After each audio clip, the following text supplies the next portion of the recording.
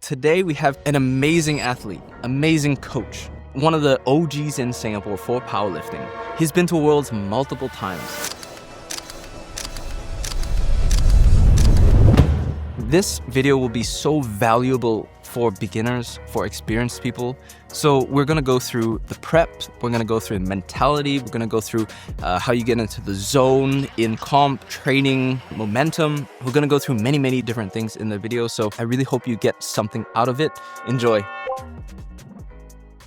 My name is Mika. I've been powerlifting since 2022. Yeah, I'm Clinton. I'm not just an athlete, and I believe people have already known that I am also a powerlifting coach. And more importantly, I also taken up the role as the president of Powerlifting Singapore, which means the nationals that happened last weekend, it's organized by us, myself and my whole exco team, which was kind of a pretty crazy experience. And what's interesting is I don't know what gotten into us this time that we put in so much effort and also fulfilling the referee duties, which we are terribly short of. I mean, funny thing is, my competition itself is on the last day and the last session of the whole competition. Yeah, so the experience is crazy because I have to do everything else before competing. And What do you think was the hardest part about that? the hardest part about it? It's just the fatigue at the end. Actually, the hardest part about it is to think critically. Right. Because at that point of time, you just have so much things on your hand. And I'm the kind of person who I like to complete the task. And I don't like to leave things that is left undone. So whatever routine that I already have, which is to respond to my clients, my online clients, to write the programs so that they don't be like, hey, where's my training? You know? So on top of all the, the hosting the nationals thing, I still want to do my daily work life. Yeah. So I just need to wake up. I cannot be like, oh shit, I only now have 4 hours of sleep. Will I be able to make it tomorrow? So you can't think about that. I'm just gonna, I still have to get up. It doesn't matter. If I'm tired. You have to be present. Yeah, I have to be there. If you fade, then things go bad. Yeah. So people ask me, especially on the Saturday session, how are you gonna coach 4 people at one go on the morning session and then 1 in the afternoon, Sunday session morning, and then Sunday afternoon compete? How are you gonna do that? Right. My answer is, I don't know. I will just react. It's a cool perspective behind the scenes into like the federation and what you guys have to put in, and it's pretty crazy because you've been there. Friday I had to ref the whole day. Ref the whole day Friday, Saturday coach. Yeah. Sunday coach in the morning. Then tear down. You had to compete the last moment and then tear down. Yeah. Yeah. And I was there for your session in the PM, and just seeing you like just so sad, just like, oh my god, I can't wait to go home. Yeah, I actually have to take a nap. That helps a lot. Yeah, because if I don't do that, I think I don't have the headspace to focus. Yeah. In the my competition. Yeah. It's almost like a religion per se. Like Right. what you do, it goes down to, of course, squat, bench, deadlift, and then we pay attention to the details in every aspect of it. Yeah. Which then holds a very high thought process of dealing with how you think with regards to making progress in the lift. In order for you to be better at it, you need to be able to internalize your thoughts properly. And don't be succumbed by your temptations like, oh, I want to hit this weight, so I'm going to train close to that weight and then I'm going to fail. When I fail, I refuse to look at what went wrong and how it goes wrong and continue to go down that rabbit hole. But to simply put, powerlifting is just putting everything in your life in front of you. There's a lot, right? But you become hyper-focused in just 3 main things. There's a saying whereby, there are some things that you need to establish, right? Money, family, and also your own well-being. So these 3 aspects needs to be balanced out nicely. So it's kind of like squat, bench, deadlift. Right. Okay, some people like to be a one-lift wonder, whereby, I just can deadlift, and then I'm gonna pull the heaviest deadlift and win the show. Yeah, but that's not what I like lah. I prefer to have a good balance of three. So when there's succession in the aspects, so relatable to powerlifting, you feel more accomplished. Right. Yeah, so it's not really about winning. I think a lot of people likes to think about, oh, I want to compete and I want to win this. I want to break this national record and whatnot. Okay, it's a very cool milestone, but that's not the whole highlight of an element of the sport. The true element of the sport is the ongoing process of training. Yeah. 100% agree. It's like the process of improvement. What can you do to get better? Yesterday, I didn't do this so well. My bench sucks. What can I do tomorrow to make it better? And then that just keeps going on and on. No 3 lifts will be perfect at any single time in any prep. Everything, has the ups and downs. It's like a seesaw. And then finding that balance to like just try to balance everything. So I think powerlifting gives you a structure for your life. Yes. So I always tell people that if I don't have powerlifting in my life, I will be in a huge mess. And for sure, I will be a very, very obese person. Right. Because I love to eat. Yeah. And if I have no control about what I should eat, I will eat anything in the world and suffer every day. Right. In my past, I've competed a lot in different sports and I've always had the goal of competing. And then after that, I stopped competing and I stopped training because I had nothing to compete for and I had nothing to train for until I found powerlifting through my brother. Then I started to take training seriously and then my life started to get more structure in it because I actually have goals. I actually have something to work towards. Remove powerlifting, remove structure, become fat. Yeah.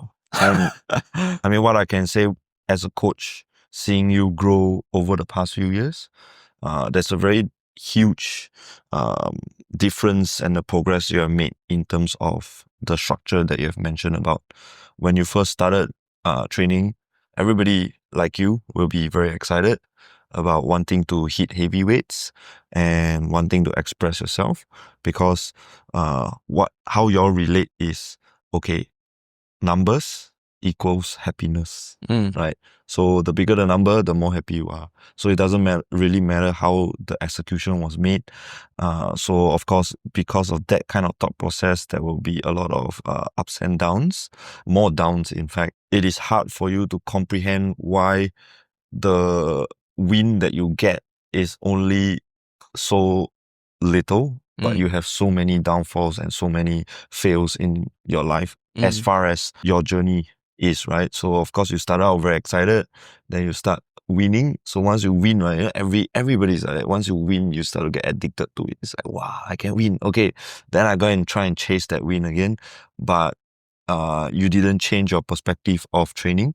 Then you start to fail, and then you go down into that stage whereby I'm just a failure. I don't know what to do, and then you go into a crazy mess about internalizing everything. This is also one of the things that I need to work on as a coach because I have the ability to critically analyze how to resolve my technical issues. For a lifter itself, because the technical knowledge is limited and the only input you can get is either by yourself or from the coach. And what the coach knows and can do is to share information that you can try. Right. But that doesn't mean that it will work. All right, because everybody works differently. Everybody has different body structure limitations, disadvantages, and advantages. Yeah. So it's all about being patient enough to try and error and learn from each training session, which is eventually what happened to you. You ultimately caught that true value of training. Training is not to, go in, I see 4 sets of 5, I'm going to kill that 4 sets of 5. No. I see 4 sets of 5 means I see 20 reps.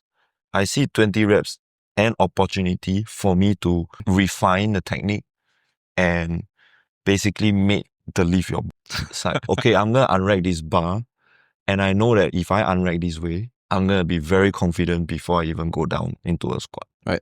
Yeah.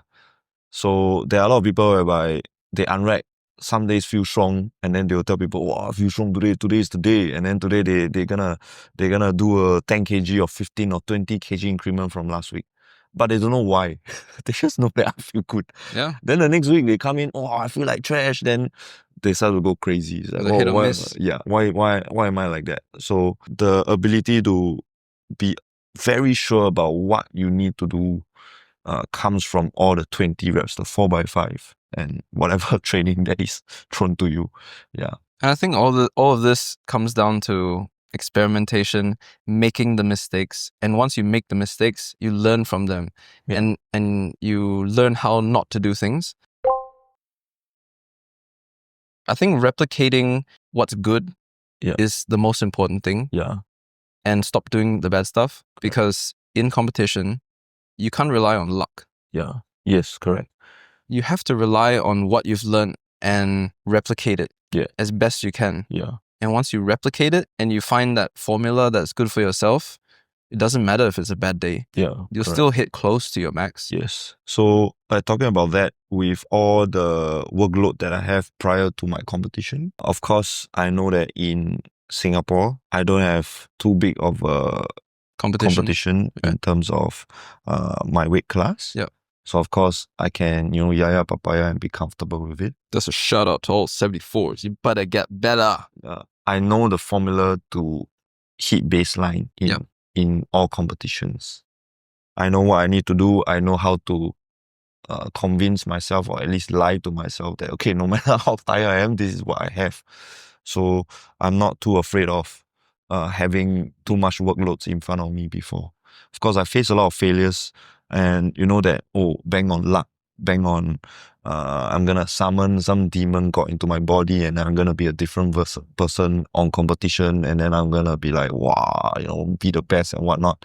All these spiritual stuff can only happen in animes and shit, but in reality, it's not gonna happen now. Yeah, and that's what I see with many lifters now. They bank on the anime. And sometimes it works. Sometimes you have an amazing day, but then when you go competition to competition and see who's successful, the people that are successful can replicate exactly what they need to do. Their cues, they follow their cues, and then whatever hype after that, it adds on. Yes. It's not that's the only thing. Yes, exactly. If that's the only thing, you're screwed. Yeah. One really key thing that I feel that all athletes needs to adopt is you need to actually start thinking critically for yourself. You cannot be like, because I hire a coach, I pay this coach like $200-$300 a month, I'm gonna shut off my brain and just train. I mean, some people can get away with it, but those, even for elite level, right, I believe they still have a very hyper-focused attention to what they need to do. Yeah. So like, for example, when they go into training, even though, okay, my technical knowledge is not a lot, but I know how I need to train. Yeah. Okay, I need to wake up at this hour. I need to go for my walk. I need to eat this. Okay? Yep. And then I'm going to sit at the gym, do my warm-ups, and then go for my training. Right. And then work with this cue. Because I'm a dumb person. I only know how to work with this cue. I will work with this cue. Then I will train. Then I will send to my coach. I say, I work with this cue. I feel this way. Okay? So when I feel this way, then a coach can tell you, okay, you can try this way. Like that. You cannot be like, bam, bam, bam, I train, throw in the videos to the coach, and then nothing else. The coach will be very clueless about how the experience is like. It may look okay, but you feel like shit, but you never say, or you don't know how to say, or you just mainly just don't say. Right. You need to be able to express how you feel, because it's not hard. First of all, if the lift is bad, the main thing is the lift is hard. Okay, so you will tell yourself the lift is hard. So why is it hard? Okay, I feel a lot of tension on my knees. Not in the squat, in the context. I feel a lot of tension on my knees. Yeah. Like my knees is like, what the hell? Why is there so much stress on my knees? Right. Then you can express that feeling to whoever you want to express it to, your coach, your loved ones, or whatever. It's almost like as lifters, we're kind of like trains, right? We're traveling through, and we don't really know what track lies ahead of us. But your coach is there to like place the tracks in the general direction you need to go. So your coach is there guiding you, slowly putting the tracks for you to follow. And then sometimes maybe it's a little bit off. Maybe you go downhill a bit. And then maybe you try something else and then it goes up a bit.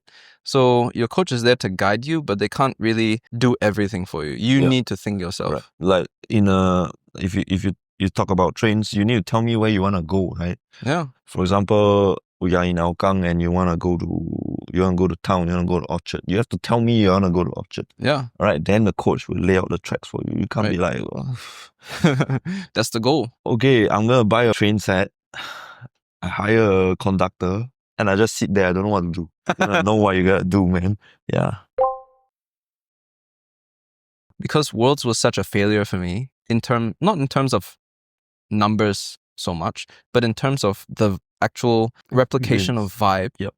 And I learned a lot from that failure. Yep. Because I just wanted to go home at Worlds. And it was such a weird experience because you train so hard, put in all this effort, so many people supporting you, and then you get there and then you don't know why you just want to go home.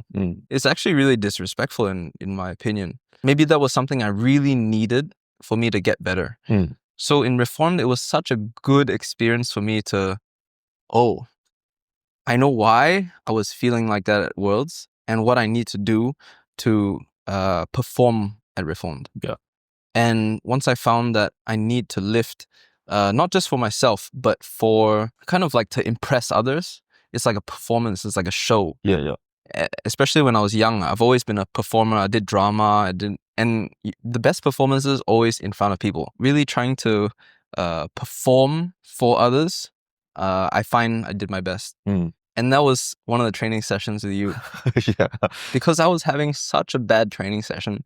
And then I was wondering, why am I having such a bad training session? This is supposed to be one of the top days. Yeah. And then I was lifting alone. Nobody was around me. And then I brought you over and I was like, Clinton, just stand there. Just watch me for a set. Boom, the fire inside came alive. And then I was like, I have to show you how I'm going to do this. And then immediately something inside clicked and then I had the spark. I feel like a lot of times it's just mentally not there. And then once you find that formula to replicate how you get into that zone, if you find that, just keep working on that. Yeah. Because once you can replicate that zone you're in, you'll hit close to your max on your worst day. Yeah. If your body's feeling fresh. Yeah. If your body's feeling off, then there's no matter. Yeah. What about you? So, at least for you, talking about going from reform to maybe Lithuania to reform to nationals. Of course, in Lithuania, I can literally see you zoned out. Like your body is here, but your soul is like get out of here, man. And also the environment didn't help you at all because we were basically at underground, and we are in a room like swamped with many people, and there are too many things for you to look at. So people like us with quite a bit of like inability to focus properly will be sucked off in terms of energy by everything else that's happening in front of us. So we all need to find a strategy to be able to lock in and focus on yourself. And everybody have different strategies. But thankfully enough, through the experience again, everything comes from training, right? So through the training, you finally caught what you need to be able to perform well in competitions. So there's of course the mental and spiritual aspect of it. How do I get myself locked in? There are two lah, okay? So one is, you know that feeling where you say, I don't want to be here in competition? Is that you on the phone? Yeah, I get that. I get it a lot. Yeah, okay. Because I always feel that I'm very exhausted. And I always, everybody have that time where you complain that, why people can just train and don't think about everything else. The money just drop from the sky. People sponsor you, this and that. Why people so talented? But I need to try so hard, but it's yet still far away from my goals, just complaining. I also have that, right? And through the experiences of failure, Of course, I'm not someone who succeed all the time. I have shit competitions, which I have quite a bit of shit competitions. People who know me will know that I had my total holds at 730 for like 3 years. I finally figure out what I need, especially during competition. So point number one for me is I need to live with happiness. So I need to be happy here. So I cannot be like, oh, I'm gonna hate it. I'm gonna vent all my anger, all my frustrations, all the shit that is thrown to me in my life, and I'm gonna vent it all out in this competition. Nah, it doesn't work on me. So I'll just get super angry, and I feel I'll like get you- even more angry when I You feel. get worse, right? Yeah. If I start to think about how crap my life is, Yeah. I start to get worse. Yeah, I don't yeah. get better. Yeah. You get angry, Yeah. but it doesn't make you stronger. Sometimes it works. I mean, based on my history, I used to think about it and it worked. But at least it works when you are like juniors under 23. Okay. Because you don't have that bad like background voice in you saying that don't be a bitch. Right? As a junior, or okay, I'm not saying that juniors have weak mentality. I was a junior as well, and I did that. So I was there, right? I wasn't exposed to the world that no matter how shit your life is, I still have to suck it up and do it. I was in a world where when shit happens to me, I will question why always me. And I believe a lot of juniors and a lot of younger teenagers can relate to that. Why always me? And back then, at that point of time in my life, I also questioned myself, why always me? Why do I have to suffer all this shit that I have to go through in my life? And then because of that stimulus in my head, right, it worked well going into using this mental strategy for competition. Because there's no, like I said, like background sound telling you that, hey, no matter what, you still have to do it, right? What the hell are you thinking, right? There's other solutions to it. Yeah. So then you come into adulthood knowing that, okay, even if I question why am I shit, right? I still have to go through that shit. I still sort of need to eat that shit. Yeah. Yeah. I need to tell myself that I need to learn to be happy being here. I need to be feeling blessed that I made enough money or I have impressed my sponsors to give me the opportunity to compete. If I need to be blessed that I have a family and ecosystem that encourage and support me in this life, right? Allowing me to, have breaks in between to go overseas to compete, and basically just be contented that I'm even chosen to be here. And point number two is I need to constantly tell myself that this sport, because I'm a very impatient person, I just want to get things done quickly and then get over to the next task. So powerlifting is like a marathon. It's a long ass competition. It's super boring. So I need to tell myself to be patient with everything, from the warm-up itself into the attempts. And then, after squat, take a break and then bench, then deadlift. So if I keep constantly tell myself that whole thing, then my whole competition experience will be enjoyable, and fulfilling and, satisfied. Yeah. I would say I started out lifting because I thought it is a way for me to lash out my emotions, my anger, and my unhappiness towards life. And over time, I realized that this is not the outlet for me to express that side of me. Powerlifting helps me express the positive side of my life, the side of life where I'm actually still happy being alive and doing what I do. Yeah. Honestly, this has been the best prep, even though it's been arguably the kind of worst prep in most people's opinion. Because imagine you just compete 3 or 4 weeks ago. You're already drained from that. Imagine you go 2 weeks to Bali and train in gyms. Okay, so for the first week, we trained at a pretty dirty gym. It was pretty bad. We had bumper plates and there was some calibrated plates, but it wasn't like ideal, especially the bench. Half my head was hanging off the bench while benching. And then the second half, we lifted at Lift the Bar, which is amazing. Highly recommend going to lift the bar in Bali. Yeah. Shout out to Alex. Shout out to Alex. And we climbed Mount Batur in Bali.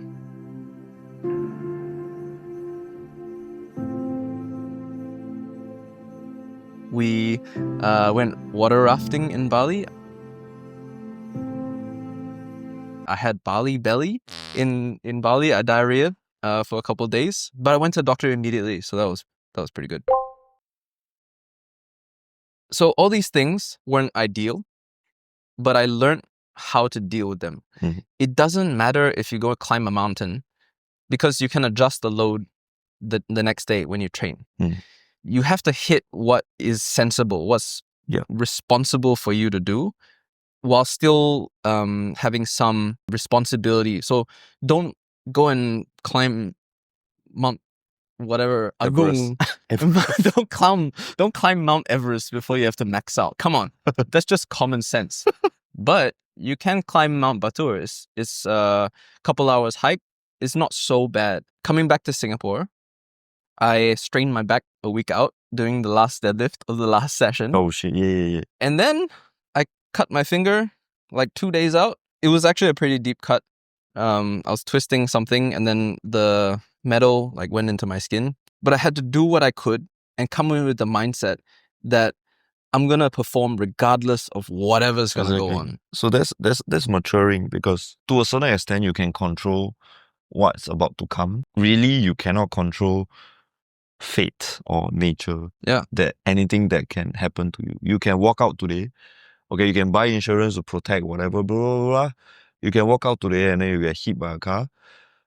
You don't die, but you're entirely paralyzed. Sure, you get a shit ton of money in, okay, to nurse you, but now you can't freaking move. What I'm trying to say is, say you can't freaking move, what are you gonna do? You're still gonna deal with it, right? You still have to deal with life. Correct. So, no matter what externals have been thrown to you, I feel that it is very important to understand that you don't ask why, you ask what now. What can I do now? Why can be asked later when you have dealt with the problem. And I think this is a very important flow of what you need to do. Okay, I injured my back. All right. Instead of thinking, shit, I'm 1 week out, I'm gone. Okay, it's over, right? You gotta think of what can I do, right? And this is all come from experience as well. I believe for you, you know that, okay, this is the strain that I know that, okay, if I critically go and irritate it by massaging it, it's gonna get even more inflamed. And the next day I will get even more sore. And then it's gonna mess up everything. Yep. So you just left it alone and just take it easy. Or you do what you can to fix it. My back at the top right part was strained on the last deadlift. It wasn't a grind lift, so it wasn't like such a bad sprain. But every time I moved and twisted, I could feel it go, So the muscle's already been overstretched. It doesn't need more stretching. Don't go overstretch it more. Yeah. What it needs is for your nervous system or whatever to tell it to relax, chill. It's fine. You're gonna be fine. Yeah. And I think you only come through this maturity through experience, because we have a common saying at the gym: first time. Yeah.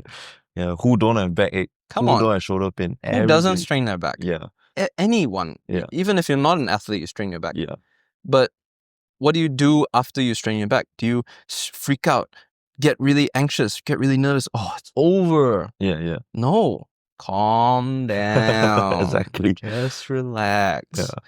And I think through that maturity, through the experience of having all these like strains or setbacks or failures, call it externals, you learn, you mature, you grow, and then you improve. Yeah. And then eventually you become a more sensible lifter. Yeah. And speaking of maturity, like you said, you went to Bali, you climb mountains, you go for many other activities, and you're not in the best circumstance to prep for a competition, which is a very short prep. You basically only have like 4 weeks into the next comp. You have matured enough to understand that, hey, I just need to do what I have to do. Yep.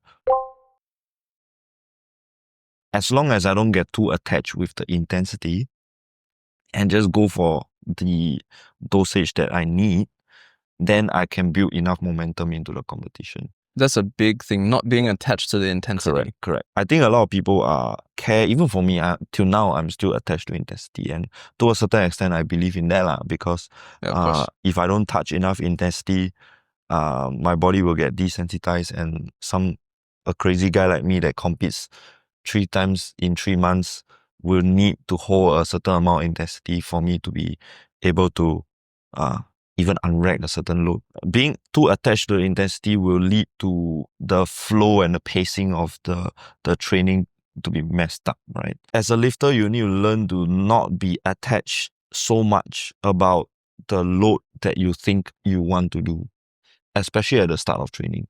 So in a block, you have like a 4 weeks block and whatnot. At the first few weeks of the training, typically you'll be lighter for most type of training programs. So don't be too attached by the load. Just be more focused about what you need to feel on that day. Then you can build momentum into the comp. And because you know that through the experiences in your training, then you are confident that, okay, I just need to trust this process and it will go well into the comp day itself. Yeah, because, okay, even before reform, leading up to reform, was I hitting crazy numbers in training? No. Yeah. I wasn't. I was giving my body what it needed. And sometimes you need the minimum dose. Yeah. If you push past that, do you think it's going to fatigue you more into comp or recover more into comp? Yeah. So typically the last week of training will be the heaviest week before comp, right? Then you taper. It is still heavy for you, but it is still at a lower RPE. So the dosage and the exertion that you needed don't have to be high, because you are someone who deadlifts 326, right? It is heavy. And imagine hitting those number or past it just to tell yourself that, oh, I got this. Yeah. Okay. I'm confident enough because I've touched that weight. Then it's gonna take a very heavy toll out of you. I understand that people need to have that mental assurance of whether or not you can hit a certain weight. Yeah. Okay, and I agree with that. Yeah. Okay. Some people can work around with it and still be able to perform in competition. Yeah. But some people cannot. Yeah. 100%. And that's where training comes into play as well. Like the coach or the athlete will definitely go towards a route whereby I hit a heavier weight before the time where I need to truly express myself. Then it either go well or didn't go well. Right. And then you need to learn a lesson from there. It's like, oh, okay, probably last week we went a bit too heavy or cooked. Like we spent a good amount of time trying to figure out how to taper your training, which is quite interesting for me, because on the week of the competition itself, especially for reform and this meet, personally, I use the strategy of asking you how you feel on the day itself. Then I adjust the training accordingly. So I think that worked because it helped me, at that point in time, it helped me understand what you need for the week. Because I know how I need to feel to taper into a comp. And this kind of feeling, right, is I can't give you a very definitive amount. Oh, you need to be like, 60% cooked, 40% fresh. Blah, blah, It's blah. individual. Yeah, it's a sensation, it's a feeling. And maybe I'm a man, it's very hard for me to express my feeling because my wife always asks me how much you love me, why you love me and all that.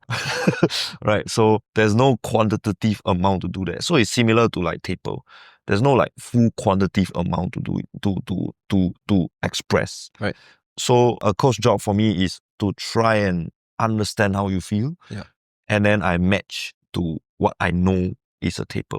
Yeah. Of course, maybe I don't have that higher technical knowledge to create that quantitative amount of how much to taper, but at least I know how it feels to taper. So I want to make it close to how you need to feel for the athlete itself. Hello. Yeah, so this is the curious cat. Oh. So for yourself on the peak week before comp, what do you need to feel? I need to feel somewhat recovered. If we talk about just bench press itself, right? This is also one of the things that I need to get through. Because whatever that we have mentioned, which is, I need to hit a certain weight, be attached to the intensity, is actually still happening for my bench. Okay. I feel that I need to hit this amount of weight before I know that I can hit it in the competition. What's the range you need to hit? 175, 180. Because I've been Before trying to... comp. Yeah, before comp. I want to break past it. Right. So because of the attachment, I tend to overcook my bench before the competition itself. And leading up to this comp, I'm dealing with like a strained pec minor. So my shoulders are like messing me up and everything. So on the taper week, I know that, okay, if I don't try and recover this pec minor, right, I'm not gonna even hit 150. Okay, and I know that my top end and my expectation in comp is at least 170 lah. So I gotta need to feel that my pecs are ready for beating again. Yeah, so that's how I gauge my training. And of course, based on the training history that I have, I need to make sure that the training structure of it doesn't have too much massive adjustment to how I usually do it. I just need to be a little bit lighter and take it more easy. Nice. Yeah. I was pretty confident because generally I do better in the morning sessions, and I had an AM session, but it was really early. I woke up at like 5 a.m. to come in, and I was like, oh my gosh, this is way too early. But anyway, I got there and I knew what I needed to do, put my headphones in, zone into myself, and then just, vibe with myself. I wrote some notes down during the comp that made me feel better. So I imagine I have a 1 meter bubble around me. That's my space. I don't care about anything else past 1 meter. Okay. This is my space. Locked in. I brought my own chair. This is my chair. I'm gonna sit here. I'm gonna lay down. I don't care. This is my space. Warm up for squats went really well. I was really dialed in. Heading out, we did the opener 250, and that was one of the best openers we've done so far in terms of like speed or whatever. Yeah. But then the second one came, 260. Damn, I felt like passing out. I didn't even feel like I was lifting at that point. I just pushed the weight up, and then I was lightheaded the whole way, and I was like, what's going on? I feel like almost just not there. And then that made me quite nervous for the next one. Even though 260 moved fine form-wise, we originally planned to go 270 as the top end, but we hit 265. And that was a good moment of maturity, because I'm not there to lift 50-50 270. I don't want to 50%, maybe I can lift 270. I want to know 100% I can lift 265. Correct. Dropping 5 kilos on squat and knowing I can hit it was such a good move, I feel. Yes. Not being attached to that 270. Correct. And I always tell people that, say you choose a 265, you completed it, and then you look back, you succeeded in the attempt, and you now have a very positive mindset, knowing that, okay, maybe I got 267 or 270, in fact, if I really want to grind it out. Yeah. Right? So you have two things that come out well by making this decision. Whereas if you go for 270, you go into the platform, you fail. So you fail in attempt. And then the second thing is you question yourself, do I even have 265? Exactly. That's such a good outlook. So imagine you make this decision, and then now you got two freaking voids that you need to try and fulfill. Yep. Then you gotta walk out of this you're confused as hell. It's like, what am I gonna do? And that leads into your training after. You're gonna be like, oh, what did I do wrong? What can I... Correct. So it's freaking crazy. I think a lot of people cannot find that perspective, or they are not exposed to this perspective, which is why this video is very valuable. This perspective is very important, because it continues to build positive momentum to your mental aspect and your approach. When your headspace is positive, then your approach will be and your direction, right, will be more sensible. Then your whole head is all clogged up and you don't know what to do. Then you make rash decisions as such. And how your squat goes, right, from Lithuania to now, right, is the biggest change we have made, right, is of course figuring out where to place the bar, going into a little bit more extension, and learning to be able to accept that the tension that you need to create at the bottom and the stability you need to create at the bottom. So squat, critically for me, and as how I like to teach people, is not about how fast the movement goes. It's more about how stable you can get and the ability to stay in position so that you can grind it out. Yeah. And of course depth lah. So leading up to Lithuania, I still remember you told me that will be there. I'm a little bit fat now. When I lose weight, that will be there. So in training. Oh, the first one. Yeah. No. That was I was so nervous. Okay, prior to that, everyone was doing the openers. Everyone in the previous flight was getting reds. And we were watching the TV like, dude, that guy sunk it and he still got reds. And we were like, what's going on? I was super nervous. So I came there and then I was like, I don't know, I panicked a little bit on the first squat. And then I got red light and you were like, that's the highest squat I've ever seen you do. And I was like, oh God. He's like, sink in the next one. Sink it. And I was like, okay, I gotta sink. But that was hard, man. The second one was hard. But I think the that nervous, that scared feeling got a lot out of you lah. Yeah. So how do we solve the problem? Solve the problem by making sure that you can have the ability to sink it in training. Because you know that knowledge, you know that feeling. Then when you go into competition, you will approach your first attempt knowing that nobody can catch my depth. Right. Okay, the only problem is maybe I miss groove or I miss the command. Or I pick a load that is way too heavy for the day. Yeah. So the mental approach going into the openers, right, is like, I'm not scared at all. Yeah. But truthfully for me, right, for this comp, right, I was scared for my opener squat because I'm like, you're fatigued. Yeah. My calves are like cramping. The moment I extend, like try to dorsiflex my foot, my shins start to cramp up. Yeah. When I walk, the back of my hamstring is freaking sore. Yeah. Because you've been standing for so long. Yeah, and walking and doing a lot of crazy shit. So I'm like, my opener was 245. I'm like, dude, imagine failing. Dude, that's how I felt at remember our previous comp we opened too heavy? Yeah. Oh, that was nervous. That was scary also. So that already put me off quite a lot already. Nobody deserves to be going into your first opener feeling that scared, yeah. Yeah. Because people always say you need to start the day right. And then you're gonna start your openers right.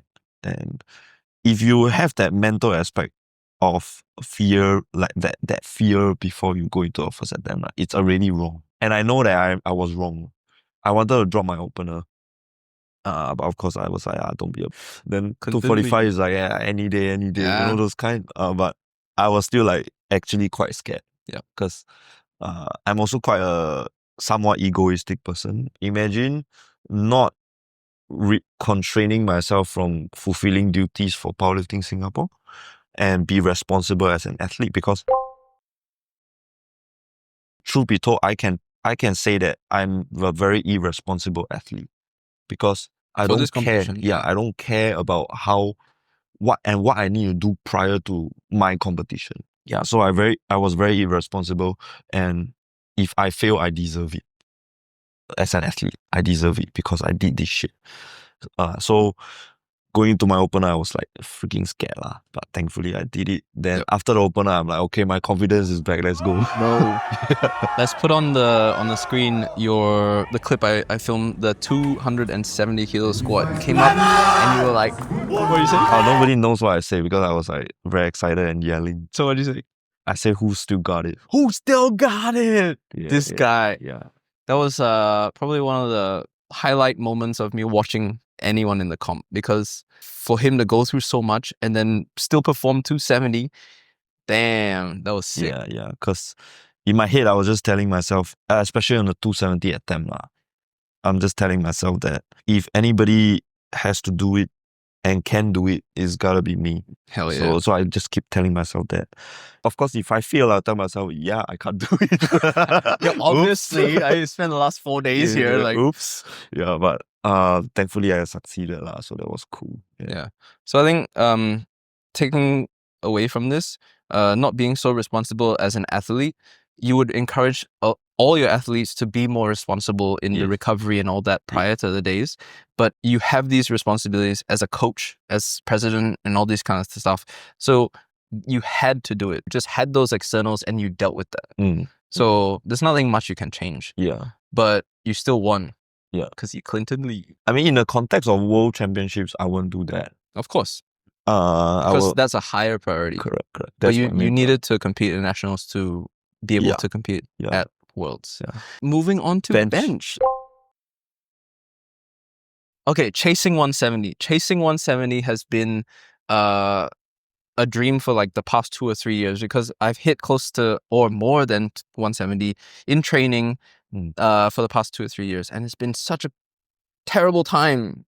Damn, these damn bench press. Yeah. And I always felt like I'm pushing wrong and I don't know what's going on. I went to Bali and trained with my brother and sister, and they showed me some techniques to manipulate where the tension goes and how they can bench. Because my sister is Tiana Kais. She's, I think, 7th in the world for sub-junior or junior or whatever in Malta.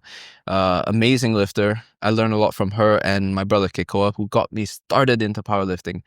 They taught me something that I see you do, but I could never replicate. So it's creating a big chest. And we've talked about this a lot through the past few years. Vacuum, relaxing, and all this kind of stuff, but never really clicked to me. So there's 2 things that I changed with the airflow. One is increasing the amount of air inside. That increases the volume inside your body to make you bigger. The second one is something that I couldn't do. So it's manipulating the where the air goes. So you can push it into your belly, make your belly really fat. And then the second one is putting it into your chest. So I think the second one was really a hard thing for me to do because I was really scared of passing out. I've passed out on bench before at home, and it's really scary for me, putting the pressure higher. But my brother taught me to tuck my chin in and push my neck into the bench, just like you said before. But I could never really get into that form properly.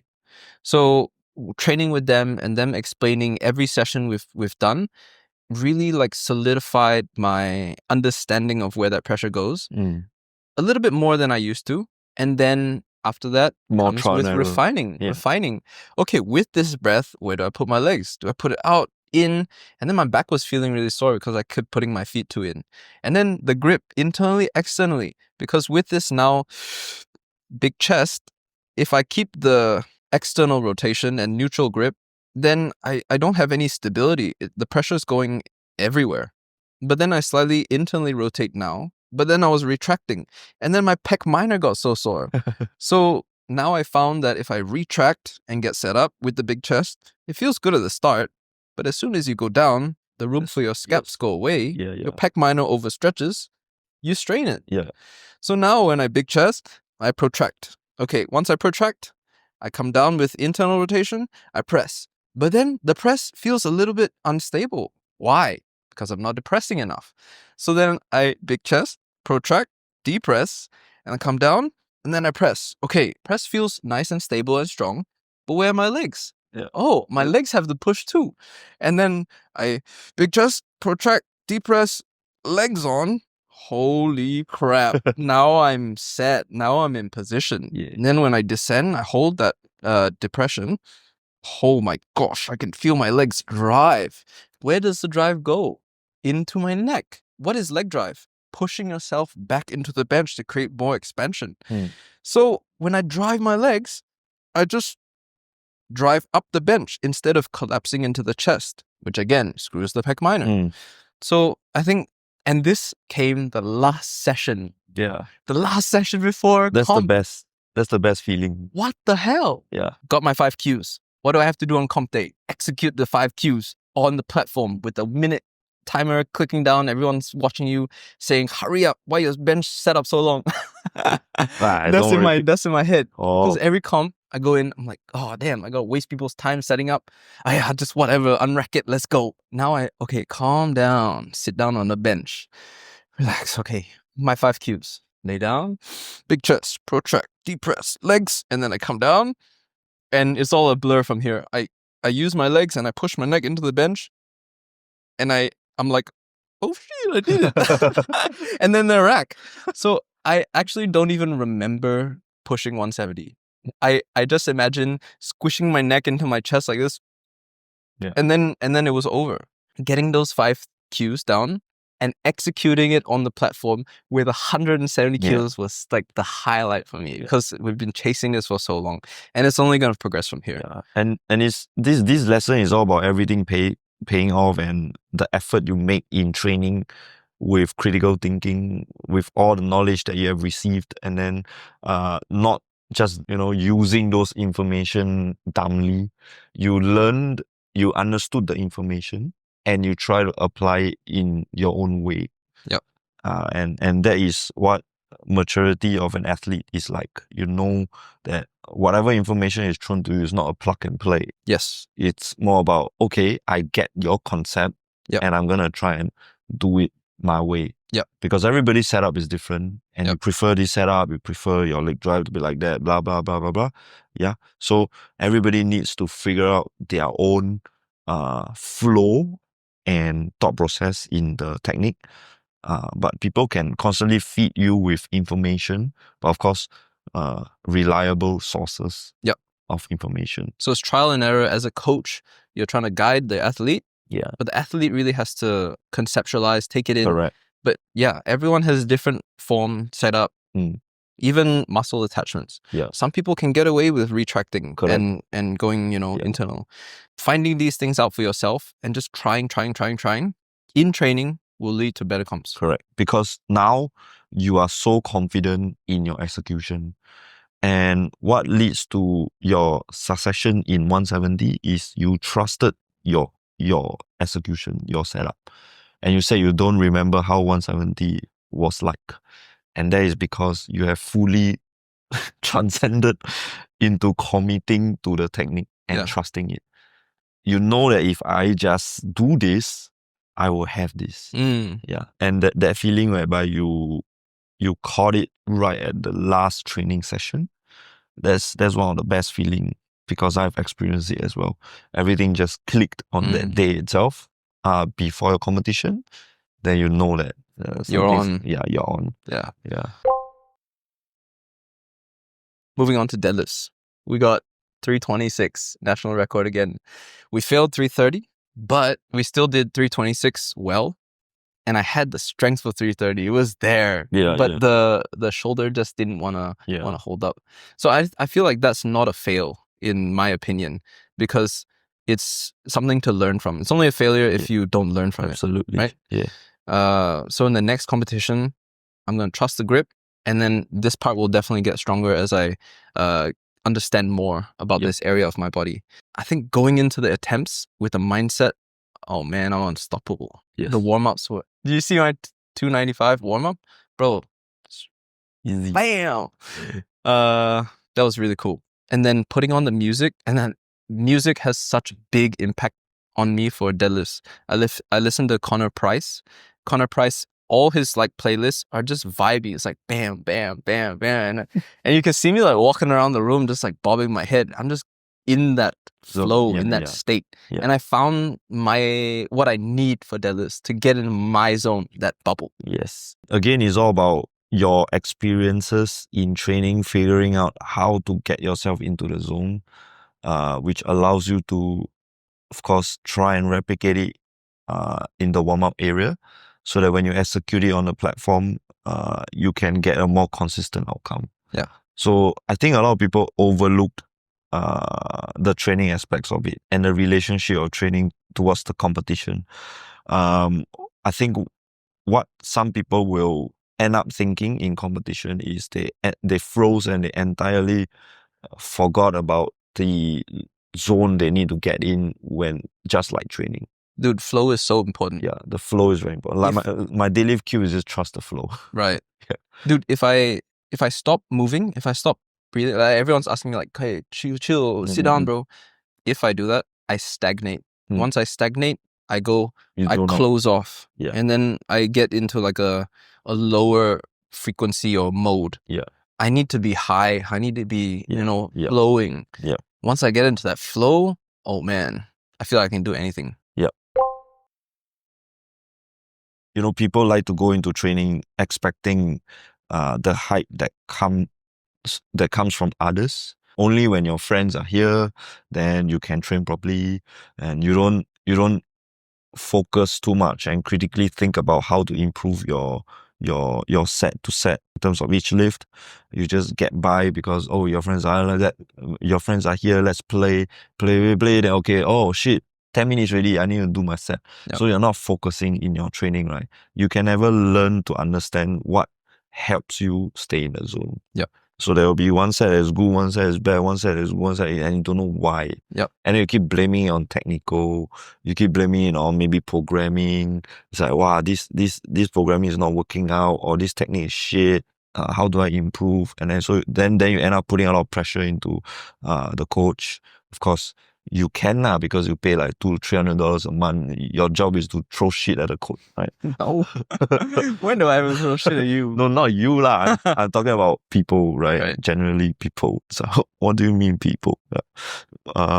Ultimately, as an athlete, right? Like I said, you need to be responsible, and you need to be able to replicate and learn how to get yourself into the zone.